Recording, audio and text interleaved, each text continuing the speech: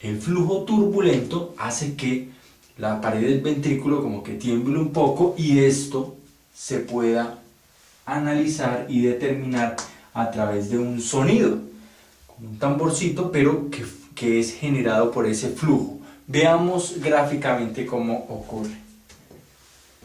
Supongan que este vaso es nuestro ventrículo, tiene una cantidad de sangre, supongan esto sea sangre, y nos encontramos al final de la sístole. Recuerdan que el corazón se cargaba con aproximadamente 130 mililitros, eyectaba aproximadamente el 50% y dejaba un volumen al final de la sístole, que está representado por este líquido, de aproximadamente 60 mililitros. ¿Qué ocurriría normalmente en la fase de llenado rápido? Es muy sencillo, es muy elemental el ejemplo, pero nos puede servir. En la fase de llenado rápido básicamente ocurre esto. A cierta velocidad, claro, rápida, ocurre el llenado de los ventrículos desde las aurículas. Pero cuando por alguna situación este volumen incrementa, pues no se va a observar solamente como sube el nivel, sino acá una pequeña turbulencia. Si la observaron, seguramente todos ustedes han experimentado esta situación cuando sirven algún líquido, cuando depositan algún líquido en un recipiente con gran velocidad.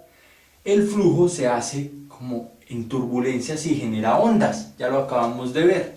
Claro, el flujo se mueve rápidamente hacia arriba y esto genera una vibración de las paredes de los ventrículos y se representa de manera auditiva con un S3, con un ruido. Después de la sístole, al inicio de la diástole, hay como un llenado que hace vibrar las paredes. Entonces, debemos hablar de cuáles son las condiciones que pueden generar la aparición de un S3. Por ejemplo, el ejercicio, muy sencillo de comprender. Cuando hacemos ejercicio, incrementamos nuestro gasto cardíaco, hay incremento de la presión arterial, generamos una constricción de nuestras arteriolas para perfundir mejor nuestros músculos y naturalmente también aumenta el retorno venoso, lo cual permite que la sangre que llega a los ventrículos durante la fase de llenado rápido sea superior y aparezca ese flujo. ¿Qué otras situaciones? Sobrecargas. Debemos pensar más que memorizar cómo es la dinámica del corazón. Por ejemplo, las sobrecargas. Supongan que estas válvulas auriculoventriculares son insuficientes, no tienen la competencia de cerrarse adecuadamente durante la sístole, tal que durante la sístole hay un flujo retrógrado. Claro, si hay un flujo retrógrado durante la sístole, se va a llenar con una cantidad superior de sangre el componente auricular, porque de la que le envía al ventrículo, le dije al ventrículo, bueno, tome, soy una aurícula, le digo, tome esta sangre y por favor eyéctela. Durante la sístole me devuelve.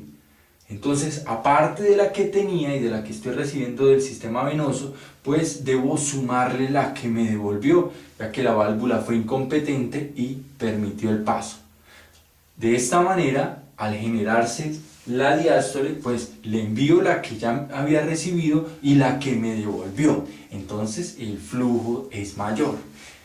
En insuficiencias mitrales, donde la válvula no se cierra de manera adecuada durante la sístole, en insuficiencias mitrales tricuspídeas, pues esperamos que aparezca un S3. También podemos decirlo que en insuficiencias pulmonares o aórticas, porque es la misma situación.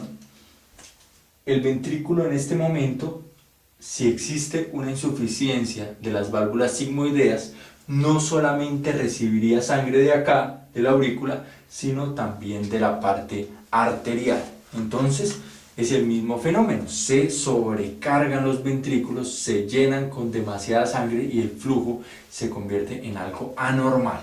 Aparición del S3 lo pueden encontrar que ocurre durante la fase de llenado rápido, pero también lo pueden encontrar que se encuentra entre la fase de llenado rápido y la fase de llenado lento. Continuemos en nuestra línea de tiempo y ahora veamos el lugar donde aparece nuestro S4. Como pueden ver, es durante la fase de la contracción auricular o de la patada auricular. Es muy sencillo comprender por qué puede aparecer el S4. Resulta que, sobre todo en pacientes mayores, el ventrículo, las características del ventrículo cambian y este se vuelve un poco más rígido. Ustedes lo pueden comprender muy fácilmente. Un corazón joven, el tejido es mucho más laxo, mucho más dinámico. En una persona adulta mayor, pues se va todo convirtiendo en un poco más rígido, un material más rígido, pierde elasticidad, pierde dinamismo. Entonces es muy sencillo de comprender que las características de un corazón van cambiando a través del tiempo, como en la piel, como en la vista, como en todos los sentidos. Ahora, resulta que durante la patada auricular ingresa una cantidad de sangre con potencia. Si esta cantidad de sangre ingresa a un ventrículo que es dinámico, que es móvil, que es maleable, pues lo recibe y se acomoda a la circunstancia, más o menos así. Pero si ingresa a un ventrículo que es rígido, que es duro, que es compacto, pues esto va a generar como un choque.